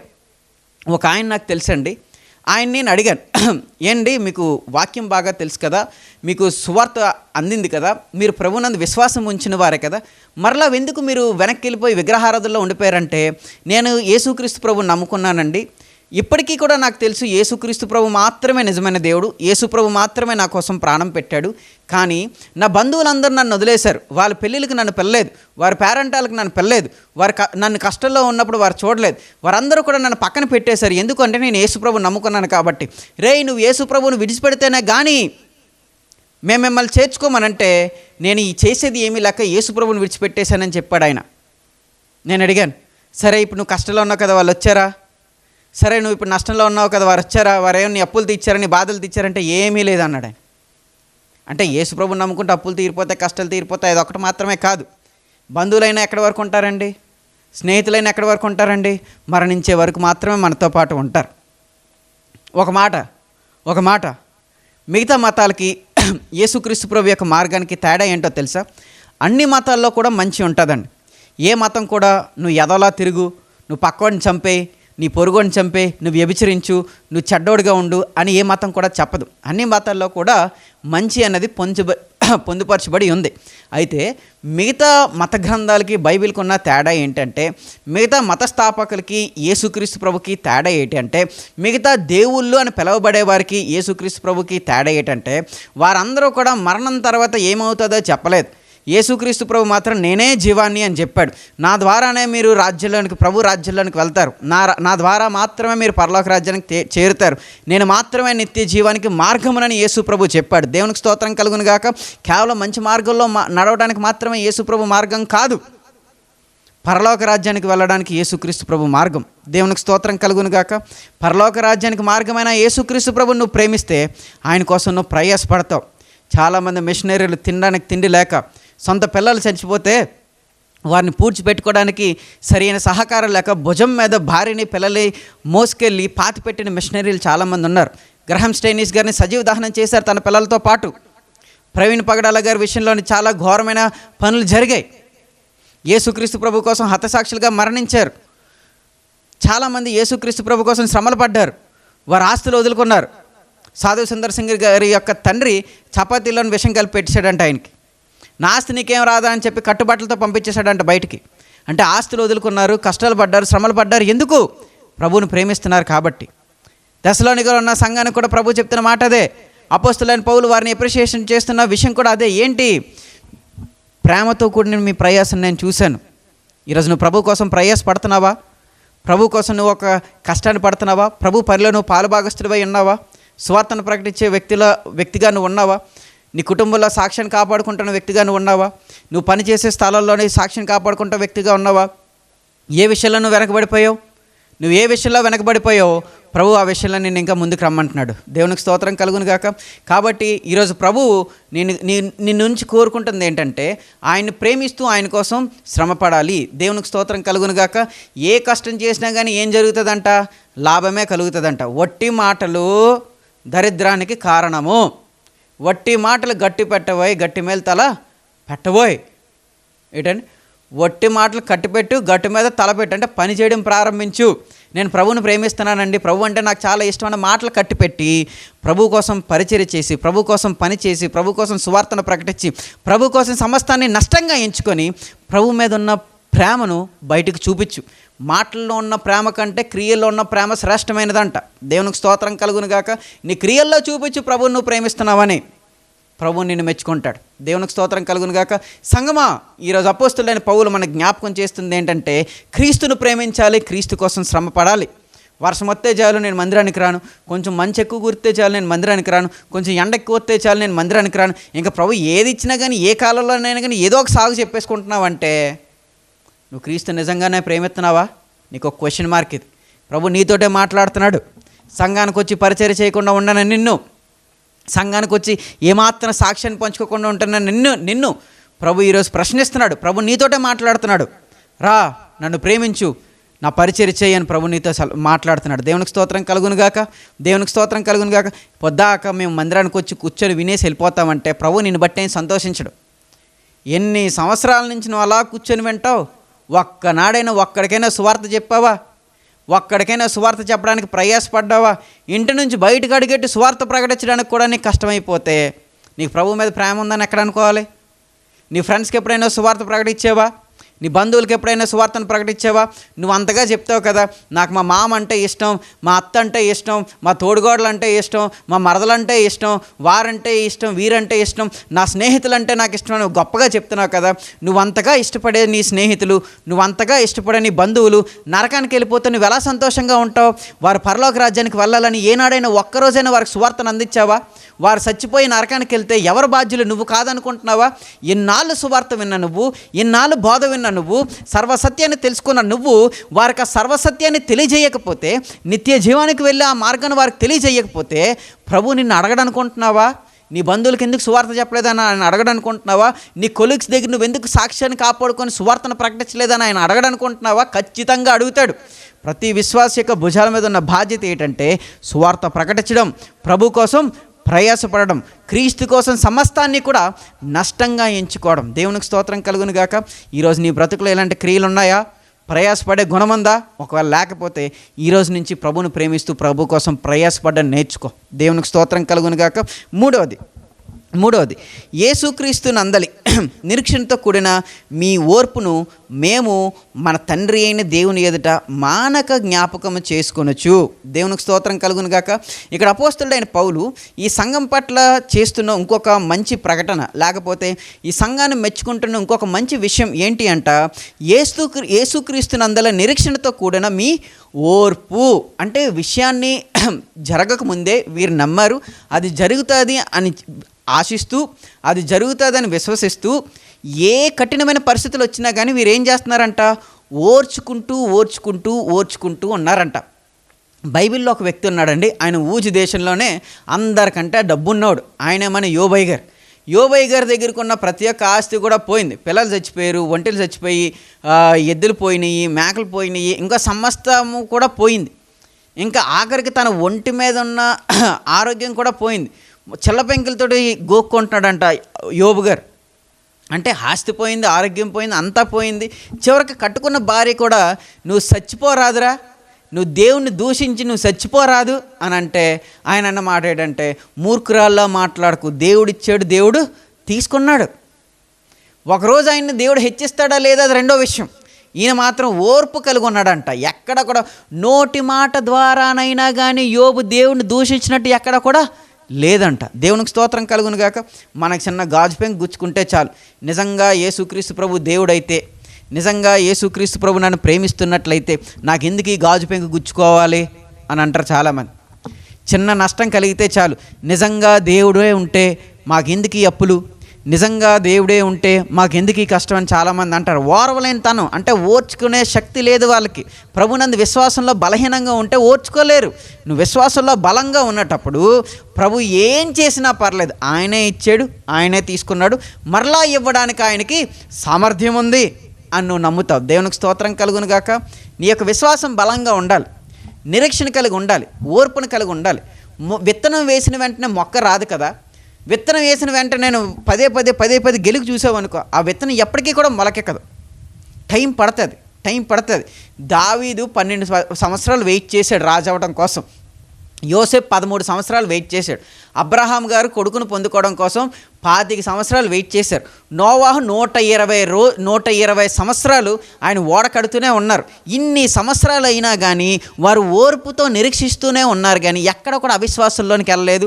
ఎక్కడ కూడా దేవుడు ఎత్తాడా ఎవడా అన్న అనుమానం వారికి రాలేదు. 120 సంవత్సరాలు వెయిట్ చేశాడంట మహానుభావుడు. 25 సంవత్సరాలు వెయిట్ చేశాడంట మహానుభావుడు. 13 సంవత్సరాలు వెయిట్ చేశాడంట మహానుభావుడు. 12 సంవత్సరాలు వెయిట్ చేశాడంట దావీదు మహారాజు. ఈరోజు ఓర్పు నీకుందా? ప్రార్థన చేయగానే ఎమ్మటిన వర్షం పడిపోవాలండి. ఏలియా ప్రార్థన చేయగానే వర్షం పడలేదు. ఏలియా ప్రార్థన చేయగానే ఆకాశం ఆమె నానక ముందే దిగిపోయింది కదా అగ్ని. ఈరోజు దిగిపోవాలి. కొంతమంది వారి శక్తిని చూపించుకోవడానికి, వారి బలాన్ని చూపించుకోవడానికి, బల ప్రదర్శనలు చేయడానికి చాలామంది ఇష్టపడిపోతూ ఉంటారు. ఒక ఆయన ఇలాగే ఒకరోజు, నేను అందరినీ కూడా సమకూర్చండి, నేను ఈరోజు నీటిని ద్రాక్షరసంగా మారుస్తాను అన్నాడు ఆయన. కానా విందులోని అక్కడ విందులోని ద్రాక్షరసం అయిపోయింది కాబట్టి అక్కడ అవసరం ఉంది కాబట్టి దేవుడు అద్భుతాన్ని చేశాడు.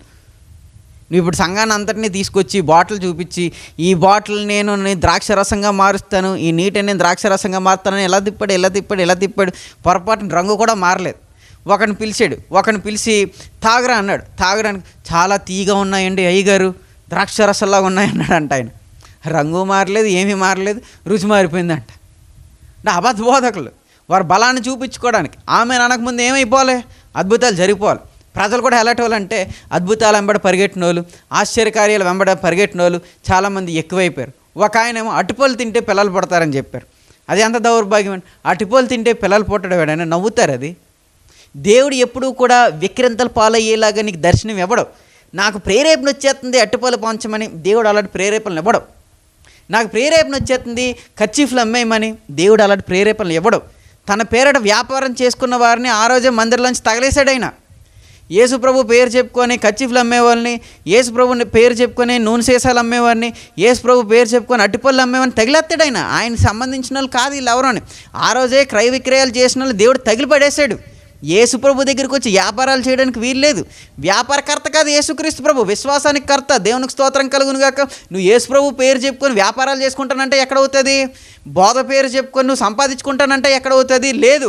నీ ధ్యాస, నీ శ్వాస, నీ ఊసు ఎప్పుడూ కూడా ప్రభు కోసం, మనుషుల్ని ఆత్మలు సంపాదించడానికే ఉండాలి తప్ప అటుపలు సంపాదించడానికి, అటుపల ద్వారా డబ్బులు తీసుకోవడానికి, కర్చీఫుల ద్వారా డబ్బులు తీసుకోవడానికి కొంతమంది క్యాలెండర్లు చూపిస్తారని. మొదటి క్యాలెండర్ వేలం పాట. ఈ క్యాలెండర్ ఎవరి ఇంట్లో ఉంటే వాళ్ళకి పరిశుద్ధాత్మ వచ్చేసినట్టే. క్యాలెండర్ ఉంటే పరిశుద్ధాత్మ వచ్చేస్తే దినాల తరబడి ఉపవాసం ఉండి ప్రార్థన చేయక్కర్లేదు దేవుడని. అటుపలు తిండే పిల్లలు పుట్టేస్తే ఇంకా పెళ్ళిళ్ళు చేసుకోవడం ఎందుకు? అటుపలు తినేస్తే సరిపోద్ది కదా. విడ్డూరంగా మాట్లాడతారు, వింతగా మాట్లాడతారు. చాలా సూపర్స్టిషన్, అంటే ఒక మూఢనమ్మకంలోనికి, మూఢభక్తిలోనికి తీసుకొచ్చేస్తారు. క్రైస్తవ్యం ఎప్పుడు కూడా మూఢభక్తి కాదు. నేను ప్రశ్నించమనే చెప్తుంది. యెహోవా ఉత్తముడని రుచి చూసి మీరు తెలుసుకోండి అంటే పరీక్షించమని బైబిలే చెప్తుంది. గుడ్డిగా ఏ విషయాన్ని నమ్మద్దు. బైబిల్లో ఏముందో లేదో చూసి పరీక్షించి అప్పుడు మాత్రమే మీరు విశ్వసించండి. ఎవడో చెప్పాడు కాబట్టి మేము నమ్మేసుకున్నాం, ఎవడో చెప్పాడు కాబట్టి మేము మునిగిపోయాం అని చెప్పొద్దు. సర్వసత్యాన్ని తెలుసుకోండి, మీరు పరీక్షించండి. ఎవడో చెప్పేస్తే నువ్వు మునిగిపోతే, ఎవడో చెప్పేస్తే నువ్వు నమ్మేసుకుంటే ఆడ అపనమ్మకస్తుడు అయిపోతే నువ్వు అపనమ్మకస్తుడు అయిపోతావు. నువ్వు అనుభవించు, నువ్వు ఎక్స్పీరియన్స్ చెయ్యి, నువ్వు సత్యాన్ని తెలుసుకో. దేవుడు అద్భుతాలు చేస్తాడు. దేవునికి స్తోత్రం కలుగును గాక. దేవుడికి స్తోత్రం కలుగును గాక.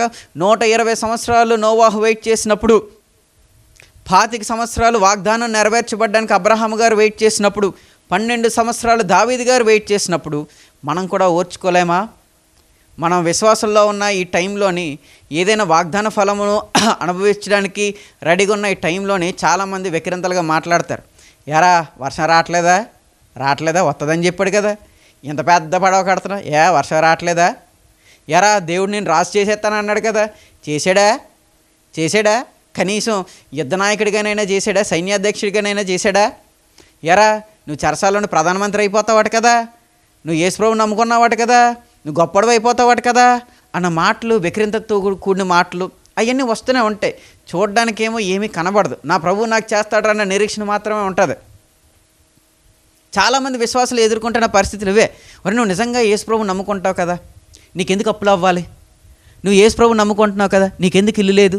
నువ్వు యేసు ప్రభువుని నమ్ముకుంటున్నావు కదా, ఎందుకు నీకు కారు లేదు? యేసు ప్రభువుని నమ్ముకుంటున్నావు కదా, నీకెందుకు పిల్లలు లేరు అని చాలామంది సూటుపోటు మాటలతో నేను బాధ పెట్టేవారు ఈరోజు ఉండొచ్చు. నువ్వు మాత్రం ప్రభునందు నిరీక్షణ కలుగుండు, ఓర్చుకో. ఎవరైనా మాటలు మాట్లాడినా ఓర్చుకో. చాలామంది ఈరోజు క్రైస్తవ్యానికి వ్యతిరేకంగా చాలా మాటలు మాట్లాడుతున్నప్పుడు ఓర్చుకుంటూనే ఉండాలి. మన రాజు వస్తాడు ఒకరోజు, అద్భుతంగా వారందరి నోళ్ళు మూయిస్తాడు. దేవునికి స్తోత్రం కలుగును గాక. ఈరోజు నువ్వు అరిసి గోల పెట్టి గగ్గోలు పెట్టి ఏం చెయ్యక్కర్లేదు. మతకల్లోలు పెట్టేవారు పెట్టనివ్వండి, అన్యాయాలు చేసేవారిని చేయనివ్వండి, విద్వేషాలు రాగ్గొట్టేవారిని రాగ్గొట్టనివ్వండి. ప్రభు వారందరికీ కూడా జవాబు ఇచ్చే వరకు వెయిట్ చేయండి. ఓర్పుతో ఉండండి. కొడుతున్నారా, తిడుతున్నారా, బాధిస్తున్నారా, దూషిస్తున్నారా, శపిస్తున్నారా, కేసులు పెడుతున్నారా, మౌనంగా ఉండండి. మన రాజు ఒకరోజు వస్తాడు, వాళ్ళ సంగతి అంతటినీ తేలిస్తాడు. దేవునికి స్తోత్రం కలుగును గాక. కొంతమంది కంకణం కట్టుకున్నారు ఈరోజు, క్రైస్తవులు అనేవారిని మేము లేకుండా చేసేస్తామండి, గర్వాపసి తీసుకొని వచ్చేస్తాం, మతం మార్చేస్తాం అంటున్నారు చాలామంది. క్రైస్తవ్యం మతంలో ఉన్న ప్రతి ఒక్కరిని మీరు తీసుకెళ్ళిపోవచ్చు. మతం మారిన వాడు క్రైస్తవ్యానికి అక్కర్లేదు. క్రైస్తవ్యం అనేది మతం మార్చేది కాదు, నీ మనస్సును మార్చేది. క్రైస్తవ్యం అనేది నిత్య జీవానికి ఒక వ్యక్తిని తీసుకెళ్లేది, పాపరహితమైన జీవితం ఒక వ్యక్తికి ఇచ్చేది, కోల్పోయిన మహిమను మరలా మనిషికి ఇచ్చేది క్రైస్తవ్య మార్గం. దేవునికి స్తోత్రం కలుగును గాక. మత సంబంధమైన మార్గం కాదు ఇది, కుల సంబంధమైన మార్గం కాదు ఇది, పెద్దవారికి సంబంధించిన మార్గం కాదు ఇది, చిన్నవారికి సంబంధించిన మార్గం కాదు ఇది, ప్రజలందరికీ సంబంధించిన మార్గం. లోకరక్షకుడని యేసుక్రీస్తు ప్రభు నిత్య జీవాన్నిచ్చే మార్గం. ఈ యొక్క క్రైస్తవ మార్గం. దేవునికి స్తోత్రం కలుగునుగాక, దేవునికి స్తోత్రం కలుగునుగాక. ఈ మార్గంలోనే తల నుండి తీసినోడు ఒకడు లేడు, భుజం నుండి తీసినోడు ఒకడు లేడు, నడుములోంచి తీసినోడు ఒకడు లేడు, కాళ్ళ నుండి తీసినోడు ఒకడు లేడు. అందరూ కూడా యేసుక్రీస్తు యొక్క రక్తం చేత కడగబడిన వారు మాత్రమే. దేవునికి స్తోత్రం కలుగునుగాక. అందరూ కూడా యేసుక్రీస్తు ప్రభువుకు సంబంధించిన వాళ్ళు. నువ్వు తలకు సంబంధించినోడివి, నువ్వు భుజానికి సంబంధించినోడివి, నువ్వు కాళ్ళ నుండి తీయబడినోడు కాబట్టి నిన్నెవడూ ముట్టుకోవడానికి వీల్లేదు అనే మార్గం కాదు ఇది. నిన్ను తన కుమారునిగా ఎంచుకున్న మార్గం. మరి ఏ జాతికైనా, మరి ఏ దేవుడు ఇవ్వని అవకాశం, దేవుణ్ణి తండ్రిగా పిలిచే అవకాశం క్రైస్తవ్యం నీకు ఇస్తుంది. దేవుడు నీకు ఇస్తున్నాడు. నా కుమారుడా అని పిలుస్తున్నాడు. దేవునికి స్తోత్రం కలుగును గాక. నా కుమార్తె అని నేను పిలుస్తున్నాడు. నువ్వు ఏ కులంలో పుట్టినా, నువ్వు ఏ మతానికి సంబంధించినోడువైనా, నువ్వు ఏ రంగులో ఉన్నా, ఏ జాతిలో ఉన్నా కానీ దేవుడు నిన్ను నా కుమారుడా అని పిలుస్తున్నాడు. దేవునికి స్తోత్రం కలుగును గాక. మరి ఎవరండి కుమారుడుగా అని పిలిచిన వాళ్ళు ఉన్నారు? మరి ఎవరండి దేవుడిని నా తండ్రి అని పిలిచిన వాళ్ళు ఉన్నారు? అలా పిలగలిగే అవకాశం ఎవరు ఇచ్చారండి? ఎవ్వరు ఇవ్వలేదు. యేసు ప్రభు ఒక్కడే ఇచ్చాడు. ఆ రాజు త్వరలోనే రానయ్య ఉన్నాడు. ఓపికతో నిరీక్షణ కలిగి ఉందాం. దేవునికి స్తోత్రం కలుగును గాక. ఈ మధ్యన ఇంకొక ఆయన తయారయ్యాడు. ఈ మధ్యన ఒక ఆయన ఇంకో విధంగా తయారయ్యాడు. స్లో పాయిజన్ టైప్ అనమాట. అది ఏంటండి? స్లో పాయిజన్ టైప్ అనమాట. ఏం చెప్పారు ఆయన అంటే, క్రైస్తవులు మనం ఏం అనకూడదు, ముస్లింలు మనం ఏం అనకూడదు, హిందువులు మనం ఏం అనకూడదు, అందరూ కూడా ఎవరి తల్లి గురించి వారు చెప్పుకోవచ్చు, ఎవరి మతాన్ని గురించి వారు చెప్పుకోవచ్చు. చాలా మంచిదే. ఇక్కడ వరకు కూడా అంతా కూడా బాగానే ఉంది. దాని తర్వాత ఏం చెప్పారంటే, ఏ మతాన్నైనా ఇతడి వారు కించపరిచినట్టుగా మాట్లాడితే నాలుకలు కోసేయాలంట. నువ్వెవరు నాలుకలు కోయడానికి? నువ్వేమైనా ప్రభుత్వ ఉద్యోగివా? గవర్నమెంట్ నీకేమైనా అధికారం ఇచ్చిందా? నీకోసం ఏమైనా చట్టం తయారు చేయబడిందా? రాజ్యాంగంలో నీకేమైనా హక్కులు ఇచ్చారా పక్కోడు నాలుకలు కోసేయడానికి? లేకపోతే నువ్వు ఆచరిస్తున్న మతం నీకేమైనా అధికారం ఇచ్చిందా పక్కోడు నాలుకలు కోసేయడానికి? నువ్వు ఎవరివి పక్కోళ్ళు నాలుకలు కోసేయడానికి? ఎవరైనా కానీ ఇతర ప్రాంతాలకు కించపరిస్తే చట్టాలు ఉన్నాయి, న్యాయస్థానాలు ఉన్నాయి, పోలీసులు ఉన్నారు, వాళ్ళు చూసుకుంటారు. నువ్వు ఎవరివి ఇంకొక నాలుగు కోసేయడానికి? అంటే మతం మధ్యన విద్వేషాలు ఎలాగా? పైకేమో మంచివాళ్ళ గొర్రుబొచ్చి కప్పుకొని తోడేలు వంటి స్వభావం కలిగిన వాళ్ళు ఇలాంటి చెప్తారు మాటలు. ఏంటి? ఆడి నాలుగు కోసేయండి, ఈ నాలుగు కోసేయండి. పైకి చెప్పడానికి మాత్రం మంచిగా అనిపిస్తుంది. దీని అంతరార్థం మాత్రం వేరే విధంగా ఉంటుంది. ఎవరో ఉంటారు, తెలిసే తెలియక ఏదో ఒక మాట అంటారు, వాళ్ళు నాలుగు కోసేస్తావు. నువ్వు వెళ్ళి నువ్వు ఎవరు? నీకు ఏం అధికారం ఇవ్వబడింది? పక్కోళ్ళు నాలుకలు కోయడానికి, పక్కోళ్ళు ఇల్లులు పగలగొట్టడానికి, చర్చిల్లోకి వెళ్ళి చర్చిలు పగలగొట్టడానికి నీకు ఏం అధికారం ఇవ్వబడింది? నువ్వు ఎవరని చర్చిలు పగలగొడతావు? నువ్వు ఎవరని నాలుకలు తగ్గొస్తావు? నువ్వు ఎవరు అసలు? మత గురువులు అంటున్నారు. నిజంగానే చాలా మంచిది. మీ మతాన్ని మీరు బోధించుకుంటున్నారు, చాలా మంచిది. మా మతాన్ని మేము బోధించుకుంటాం, చాలా మంచిది. కానీ ఇతరులు నీ గురించి ఏదైనా మాట్లాడితే నీ నాలుగు కోసేయమని మీ మతం ఏమని చెప్పిందా? రైట్. ఒకళ్ళు ఎవరో తప్పుగా మీ మతాన్ని గురించి మాట్లాడారు, కించపరుస్తూ మాట్లాడారు అంటే నీ మతం ఏం చెప్తుంది? నీ గురించి ఎవడైనా తప్పుగా మాట్లాడితే వాళ్ళ నాలుగు కట్ చేయని చెప్తుందా? మా క్రైస్తవ మతం మాత్రం అది చెప్పట్లేదు. క్రీస్తు మాత్రం అది చెప్పట్లేదు.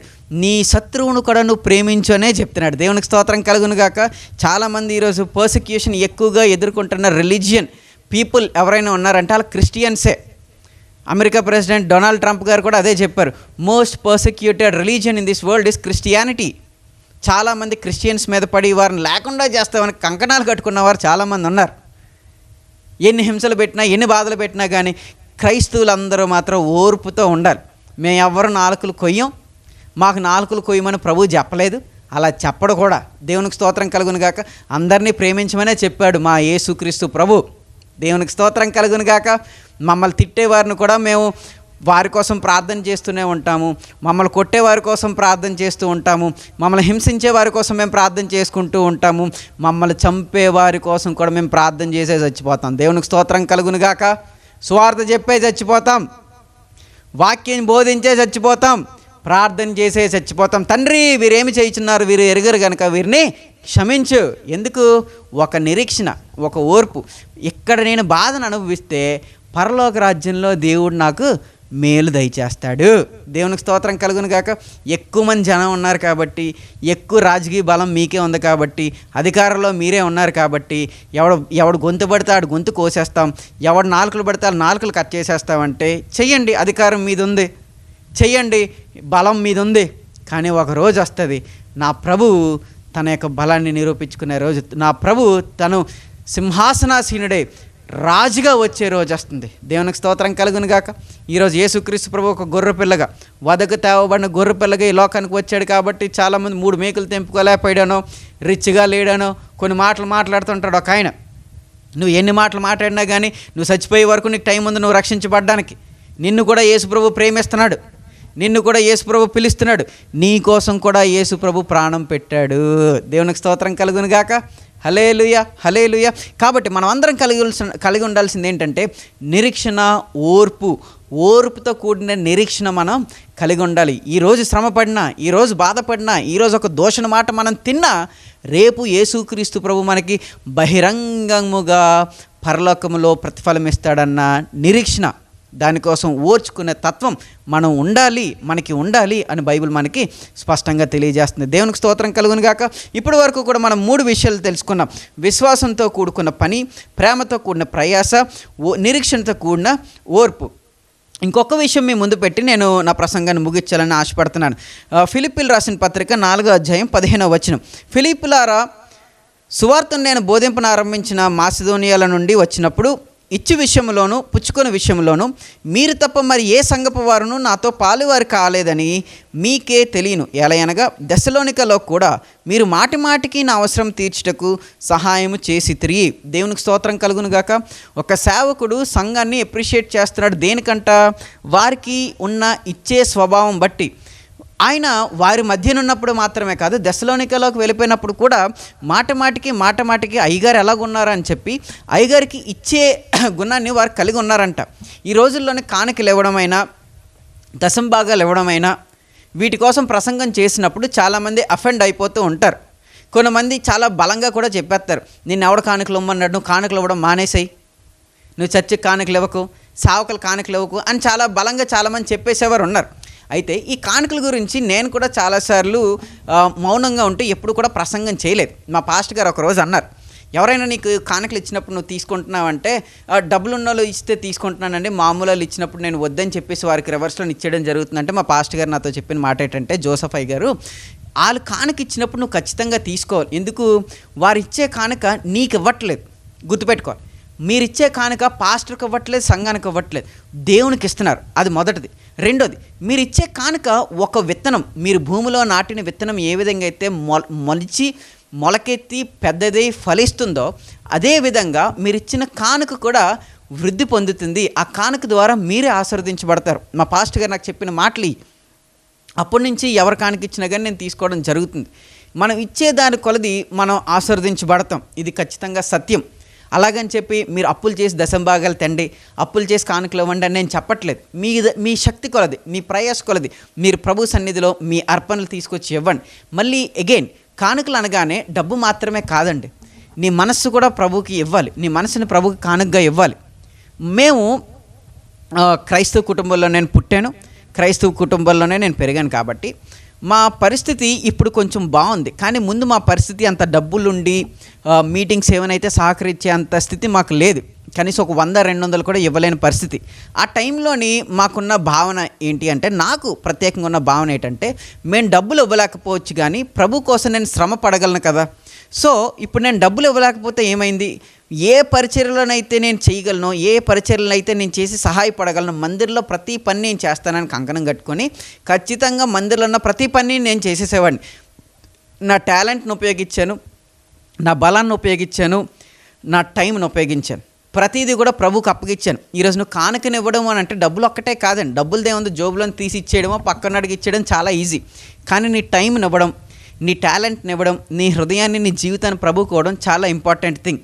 ఇక్కడ అపోస్తలుడైన పౌలు బయటికి ఇచ్చిన ఆఫరింగ్స్ గురించి మాట్లాడినా కానీ ప్రభు ఈరోజు నీతో చెప్తున్న మాట ఏంటంటే, ప్రభువుకి విలువైన నీ సమయాన్ని ఇస్తున్నావా, ప్రభువుకి విలువైన నీ యొక్క బలాన్ని ఇస్తున్నావా, ప్రభువుకి విలువైన నీ సంపాదన ఇస్తున్నావా అని ప్రభువు నిన్ను అడుగుతున్నాడు. ఈరోజు ఒకనాకు రోజు 500 రూపాయల నోటుకి, 200 రూపాయల నోటుకి, 100 రూపాయల నోటుకి, 10 రూపాయల నోటుకి తగులు అవుతున్నాయంట. పక్కన చిన్న రూపాయి బిళ్ళ కూడా నేను కూడా తగు వాడతాను అనుకుని వచ్చిందంట. అయితే ఈ 500 నోటు అన్నదంట, నేను మీ అందరికంటే చాలా గొప్పోడిని, పెద్దోడిని, నేను పెద్ద పెద్ద బ్యాంకుల్లోనే ఉంటాను అన్నదంట. 200 రూపాయల నోటు అన్నాడంట, నేను ప్రతి ఒక్క మధ్యతరగతి వ్యక్తి యొక్క జోబులో నేను ఉంటాను అన్నాడంట. ఈ 10 రూపాయల నోటు అన్నాడంట, నేను ప్రతి ఒక్కరు జోబులో ఉంటాను, ఎవడైనా సరే నా దగ్గరికి రావాల్సిందే అన్నట్టు. ఇలా తగులాడుతూ తగు కొనసాగుతున్న టైంలోని ఈ రూపాయి బెల్ల లెగిసి అన్నదంట, మీరందరూ డబ్బున్నోళ్ళ దగ్గర ఉంటారు, మీరందరూ రాజకీయ నాయకుల దగ్గర ఉంటారు, మీరందరూ కూడా సామాన్యమైన మనుషుల దగ్గర ఉంటారు, కానీ నేను మాత్రం దేవుని హుండీలో ఉంటాను అన్నదంట. ఎక్కడ ఉంటుందంటే దేవుని హుండీలో ఉంటాను అన్నదంట. అంటే చాలామంది సమర్పణ విషయంలో కూడా కొంచెం వెనకబడతారు. నేను మా సంఘం గురించి చాలా మంచి విషయాలు చెప్పగలనండి. వారికి ఉన్న దాతృత్వం, వారు పెద్ద డబ్బున్నోళ్ళేం కాదు, కానీ వారు కలిగి ఉన్న ప్రతిదాన్ని కూడా క్రీస్తు దగ్గర తీసుకొచ్చి పెట్టడం విషయంలో వారు ఎప్పుడు కూడా వెనకడుగు వేయలేదు. దేవునికి స్తోత్రం కలుగును గాక. స్టీవెన్స్ ఇవాంజలికల్ చర్చిలు ఎక్కడెక్కడైతే ఉన్నాయో వారికి ఉన్న అక్కడ ఉన్న సంఘాలన్నీ కూడా ఇంచుమించుగా అలాంటివే. దేవునికి స్తోత్రం కలుగును గాక. ఆ విషయాన్ని బట్టి మేము చాలా సంతోషిస్తాం. పాస్టర్ గారికి ఎప్పుడు కూడా ఏం కావాలండి, సంఘం బలంగా ఉంటే, సంఘం విస్తరిస్తే అదే చాలు. మీరు తెచ్చే డబ్బులు కానీ, మీరు తెచ్చే కానుకలు కానీ అది అంత పెద్ద ఇంపార్టెంట్ ఏం కాదు. మీరు బాగా ప్రార్థన చేసుకుని విశ్వాసంలో బలపరచబడితే అదే చాలు. దేవునికి స్తోత్రం కలుగును గాక. కొంతమందికి ఉన్న విడ్డూరమైన లక్షణం కూడా ఏంటంటే, పాస్టర్ గారు సూట్ వేసుకున్నాడు కాబట్టి నేను కానుకనవని అంటాడు, పాస్టర్ గారు కారులో తిరిగాడు కాబట్టి నేను కానుకనవని అంటాడు, పాస్టర్ గారు మంచి బట్టలు వేసుకుంటున్నాడు కాబట్టి నేను కానుకలు ఇవ్వను అంటాడు, పాస్టర్ గారు మంచి ఇంట్లో ఉంటున్నాడు కాబట్టి నేను కానుకలు ఇవ్వను అంటాడు. అదేదో ఈయనిచ్చే కానుకలతో పాస్టర్ గారు బతికిపోయినట్టు ఫీల్ అయిపోతుంటారు చాలామంది. మీరందరూ కూడా జ్ఞాపకం ఉంచుకోవాల్సిన విషయం ఏంటంటే, నువ్వు కానుక ఇచ్చేదైనా, నువ్వు బహుమతి ఇచ్చేదైనా, ఏదైనా కానీ నువ్వు ప్రభువుకి ఇస్తున్నావన్న మనసుతో మాత్రమే ఇవ్వాలి. నువ్వు మనిషికి ఇస్తే నీకు ఎప్పటికీ కూడా ప్రతిఫలం రాదు. నువ్వు మనిషికి ఇచ్చినా కానీ అది వేస్టే తప్ప అది నీకు ఎక్కడ కూడా పరలోక రాజ్యంలో చిన్న ఇంచు ప్రతిఫలం కూడా రాదు. నువ్వు ఏమి ఇచ్చినా కానీ దేవునికి ఇస్తున్నావన్న మనసుతో ఇవ్వాలి. ఇక్కడ ఫిలిప్పీలో ఉన్న సంఘస్థులు కూడా అపోస్తలుడైన పౌలుకి, అక్కడ ఉన్న పరిచారకులకు కూడా చేసిన పని అదే.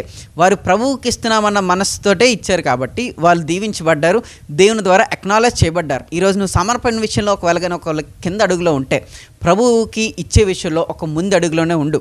ఆ కోల్గేట్ అనే సంస్థ గురించి మన అందరికీ తెలిసిందే. మొట్టమొదటిగా 10% దేవుడికి ఇవ్వడంతో మొదలయ్యి ఇప్పుడు 10% వారు ఉంచుకునే స్థితి వరకు వారు వచ్చి వేల కోట్ల రూపాయల లాభాలు వారు పొందుకుంటున్నారు. అంటే ఎంత ఎక్కువ ఇస్తే అంత ఎక్కువ లాభం మనం ప్రభు దగ్గర పొందుకోగలం. అలాగని నేను 10 రూపాయలు ఇస్తే 20 రూపాయలు వస్తుంది కాబట్టి నేను 10 రూపాయలు ఇస్తానన్న భావన మనకు ఉండకూడదు. క్రీస్తుతో బిజినెస్ చేసే వ్యక్తులుగా మనం ఉండకూడదు. కానీ సమర్పణ కలిగి మనం ప్రభుకి ఇచ్చే విషయంలో ముందుగా ఉండాలి. దేవునికి స్తోత్రం కలుగును కాక. కాబట్టి ఈరోజు మనం 4 విషయాలు తెలుసుకున్నాం. మొట్టమొదటిగా దేవుడు మనలో కోరుకునేది విశ్వాసంతో కూడుకున్న పని, ప్రేమతో కూడిన ప్రయాస, నిరీక్షణతో కూడిన ఓర్పు, అదేవిధంగా ఇచ్చే విషయంలో ముందుగా ఉండట. ఈరోజు నీలో ఏ బలహీనత ఉంది? నువ్వు విశ్వాసంలో బలహీనంగా ఉండి విశ్వాసంతో కూడిన పని చేయలేకపోతున్నావా? ప్రేమలో బలహీనంగా ఉండి క్రీస్తు కోసం ప్రయాసపడలేకపోతున్నావా? లేకపోతే నిరీక్షణ ఓర్పు లేని స్థితిలో నువ్వు ఉన్నావా? లేకపోతే ప్రభుకి ఇచ్చే విషయంలో నువ్వు వెనకబడి ఉన్నావా? ఏ విషయంలో వెనకబడి ఉన్నా కానీ ఈరోజు నువ్వు ముందుకు రావాలని ప్రభు కోరుకుంటున్నాడు. ప్రభుని దగ్గర నుంచి కోరుకుంటున్న విషయాలు ఇవి. ప్రభు నిశ్చయంగా అన్ని విషయాల్లో కూడా ముందుండి తనను మెప్పించే కృపను మనకు దయచేయను గాక. ప్రార్థన చేసుకుందాం. మహాపరిశుద్ధుడైన యేసుక్రీస్తు ప్రభు ఈరోజు మాతో వాక్యం ద్వారా స్పష్టంగా మాట్లాడు. నీకే స్తోత్రాలు. ఈరోజు మాలో ఏ బలహీనతలు ఉన్నా కానీ ఆ బలహీనతలు అన్నింటినీ కొట్టివేసి నీలో మాకు బలం దయచేయమని, శక్తి దయచేయమని నీ జీవంగల హస్తాలకి సంఘాన్ని అప్పగించుకుంటూ ప్రభువైన యేసుక్రీస్తు నామంలో ప్రార్థిస్తున్నాను నా పరమ తండ్రి. Amen, amen. అందరికీ వందనాలండి.